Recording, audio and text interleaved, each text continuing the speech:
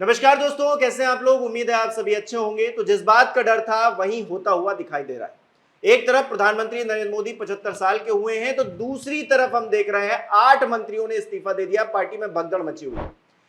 ED, CBI सब कुछ लगाकर भी, सारा जोर लगाकर भी अमित शाह कुर्सी बचाने में असमर्थ साबित होते हुए दिखाई दे रहे हैं। इस पर बात करेंगे। प्रियंका मेरे साथ मौजूद है। प्रियंका, बहुत बहुत स्वागत है आपका। मोदी जी को क्या बर्थडे गिफ्ट मिल गया है? 8 मंत्रियों का इस्तीफा हो रहा है, सारा जोर लगाया जा रहा है, फिर भी भगदड़ मची हुई है। क्यों मची हुई है और क्या हो रहा है असल में? जैसा कि आप जानते हैं हिमांशु, कहा जाता है कि शेर जब बूढ़ा हो जाता है तो दूसरे शेर उसके इलाके पर कब्जा करने की कोशिश करते हैं। अब यहाँ पर प्रधानमंत्री नरेंद्र मोदी सिर्फ बूढ़े नहीं हुए हैं बल्कि कमजोर भी हुए हैं। खेल समझिए। जैसा कि आप जानते हैं कि गृह मंत्री अमित शाह बिल लेकर आए और इस बिल में कहा कि अगर कोई भ्रष्टाचार के आरोप में कोई मंत्री, मुख्यमंत्री 30 दिन तक गिरफ्तार हो जाएगा तो 31वें दिन उसकी कुर्सी चली जाएगी। लेकिन यहाँ पर गौर करने वाली बात यह है कि खुद गृह मंत्री अमित शाह, खुद भारतीय जनता पार्टी सबसे भ्रष्टतम पार्टी के साथ सरकार बनाकर बैठी है। उस पार्टी के साथ सरकार बनाकर बैठी है जिसको लेकर अमित शाह ने खुद मंच से दावा किया कि इस पार्टी को सत्ता से बाहर करना है।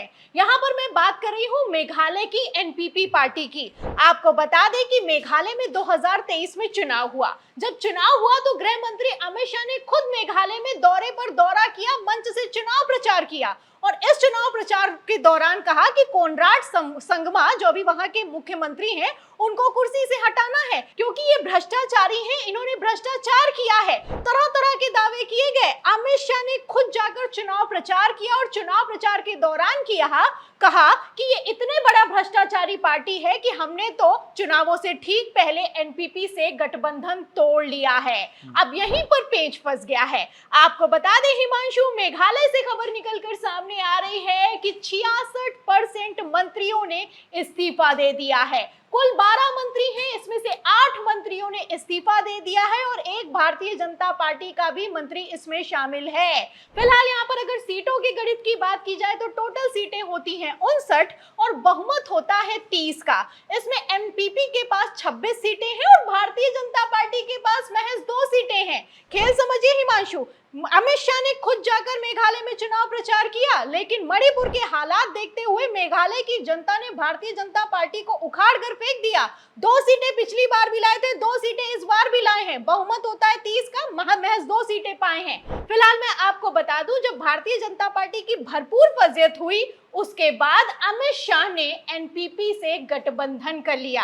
मेघालय में कोनराड संगमा के साथ खड़े हो गए अमित शाह, जिसको सबसे भ्रष्टतम नेता बता रहे थे उसको मुख्यमंत्री बना दिया और उसी के साथ सरकार में शामिल हो गए। फिलहाल अब यहीं पर खेला होता हुआ नजर आ रहा है। 8 मंत्रियों ने इस्तीफा दे दिया है। दावा यह किया जा रहा है कि मंत्रिमंडल का विस्तार होना है। दरअसल यहाँ पर कोई विस्तार नहीं होना है। मणिपुर गए थे प्रधानमंत्री नरेंद्र मोदी, जिस तरीके से मोदी गो बैक के नारे लगाए गए हैं उसका असर मेघालय में भी दिखाई दे रहा है। फिलहाल तस्वीरें अपने आप में साफ करती हुई नजर आ रही हैं, खबरें अपने आप में साफ करती हुई नजर आ रही हैं कि प्रधानमंत्री नरेंद्र मोदी को 75 का होते ही बर्थडे गिफ्ट मिल गया है। एक तरफ गृह मंत्री अमित शाह लगातार दबाव बना रहे हैं। किस तरीके से नायडू पर दबाव बनाया गया, अनिल अंबानी पर सीबीआई की छापेमारी करवाई गई, आप जानते हैं। मुकेश अंबानी के वन तारा को किस तरीके से फंसाया गया, उस पर भी दबाव बनाया गया, आप जानते हैं। लेकिन अब पूरा का पूरा खेल उल्टा पड़ता हुआ नजर आ रहा है। आपको बता दें, जहां एक तरफ मोदी की कुर्सी फंस गई है, वहीं दूसरी तरफ वन तारा केस में भी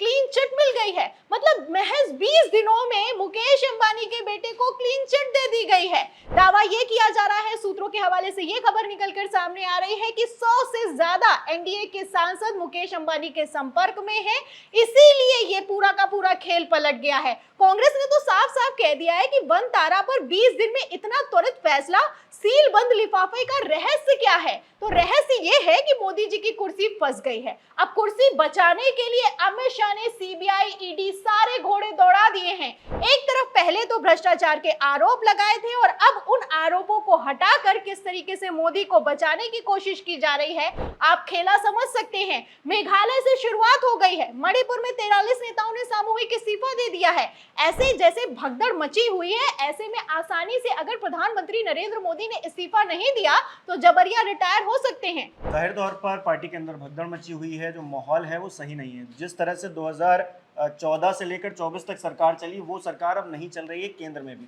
जो बैसाखी है, जो बड़ी बैसाखी है जिनका जिक्र करें, एक तो नायडू हो गए या नीतीश कुमार हो गए, उनकी तरफ से भी कोई खबर आ रही है क्या? बिल्कुल खबर आ रही है। नीतीश कुमार तो इतने ज्यादा बगावती सुर अपनाए बैठे हुए हैं, बगावती तेवर दिखा रहे हैं कि नड्डा से मुलाकात करने के लिए नहीं तैयार हैं। जेपी नड्डा पहुंचे बिहार में और राष्ट्रीय अध्यक्ष का ये हाल हो चुका है कि नड्डा जी अपने बीजेपी के दफ्तर में ही नहीं घुस पाए। इतना ज्यादा तगड़ा विरोध प्रदर्शन हुआ कि जो मीटिंग की जगह है उसको बदल दिया गया और मीटिंग की जगह बदलने के बावजूद नीतीश कुमार इस मीटिंग में शामिल नहीं हुए, नड्डा से मुलाकात नहीं करना चाह रहे हैं। सीट शेयरिंग को लेकर पेच फंस गया है बिहार में। एक तरफ जहां बिहार में बवाल खड़ा हुआ है, वहीं दूसरी तरफ नायडू ने भी मौके पर चौका जड़ा है। आपको बता दें, नायडू की तरफ से एक पत्र लिखा गया और इस पत्र में कह दिया गया है कि जो ट्रंप ने टैरिफ लगाया है उससे हमें 25,000 करोड़ रुपए का नुकसान हुआ है, आंध्र प्रदेश को नुकसान हुआ है, इसलिए केंद्र को मदद करनी चाहिए। अब आप देख सकते हैं कि नायडू किस तरीके से अपने समर्थन की कीमत लगातार वसूलते हुए नजर आ रहे हैं। जब उपराष्ट्रपति चुनावों के बीच 5,000 करोड़ रुपए अतिरिक्त मांगे थे, तभी समझ में आ गया था कि नायडू अब सबसे मजबूत बार्गेनिंग पावर में है और अब आप देख सकते हैं वही कुछ होता हुआ नजर आ रहा है। आप देख सकते हैं कि किस तरीके से चारों तरफ से भगदड़ मची हुई है। बैसाखियां लगातार दबाव पर दबाव बना रही हैं। एक तरफ नायडू हैं, बार्गेनिंग कर रहे हैं, दूसरी तरफ नीतीश कुमार ने भी सीट शेयरिंग को लेकर पेच फंसा दिया है। आपको बता दें हिमांशु, जिस तरीके से इन लोगों ने मुरली मनोहर जोशी से लेकर आडवाणी को मार्गदर्शक मंडल में शामिल किया और 75 साल वाला नियम लागू कर दिया, अब उसी नियम में मोदी जी फंस गए हैं। क्योंकि एनडीए में जहां भगदड़ मची हुई है, वहीं दूसरी तरफ संघ के करीबी सांसद भी आंखें दिखाते हुए नजर आ रहे हैं। किस तरीके से गडकरी ने उपराष्ट्रपति चुनावों में एंट्री मारी और खड़गे से हाथ मिलाया, आप जानते हैं। और इन सबके बीच राष्ट्रीय अध्यक्ष को लेकर भी सूत्रों के हवाले से दावा यह किया जा रहा है कि संघ की तरफ से संजय जोशी के नाम को आगे बढ़ा दिया गया है। तो खबरें अपने आप में बता रही हैं कि मोदी जी अगर इस्तीफा देने के लिए तैयार नहीं हुए तो रिटायरमेंट पक्का हो चुका है। कायदे से अगर देखा जाए तो मोदी जी को बड़ा दल दिखाते हुए इस्तीफा देते हुए पीछे हो जाना चाहिए था, लेकिन ये नरेंद्र मोदी हैं, इतनी आसानी से कुर्सी तो नहीं छोड़ेंगे। फिलहाल मैं आपको बता दूं हिमांशु, अब यहाँ पर तो अमित शाह का भी बयान वायरल हो रहा है। किस तरीके से अमित शाह ने कहा था कि 75 का होने पर टिकट नहीं दिया जाएगा। अब यहाँ पर टिकट की बात नहीं है, बात कुर्सी की है। कुर्सी फंस गई है मोदी जी की और इस कुर्सी को निकालना अमित शाह के बस के बाहर दिखाई दे रहा है। फिलहाल जैसी खबरें हैं, ऐसे हालातों में 75 का होने के बाद मोदी जी का क्या होगा और क्या 24 घंटे में बड़ा फैसला होगा, ये देखना होगा। बिल्कुल प्रियंका, कहावत भी है कि जिसकी लाठी उसी की भैंस। तो अब लाठी तो अमित शाह जी के हाथों में है, मोदी जी के हाथों में है, तो वो भैंस जो है भारतीय जनता पार्टी की हाँक रहे हैं। ऐसे में कहा यह भी जा रहा है कि मार्गदर्शक मंडल में जिन लोगों को भेजा गया था उनसे थोड़ा मार्गदर्शन ही ले लेते तो फिर शायद हालात ऐसे नहीं होते। आप किस तरह से देख रहे हैं? एक तरफ मोदी जी 75 साल के हो गए हैं और दूसरी तरफ उनकी पार्टी में टूट होती हुई दिखाई दे रही है, इस्तीफे दर इस्तीफे होते हुए दिख रहे हैं। कमेंट करके बताइए, इस वीडियो को लाइक कीजिए, शेयर कीजिए, हमारे चैनल को सब्सक्राइब नहीं किया है तो वो भी जरूर कीजिए।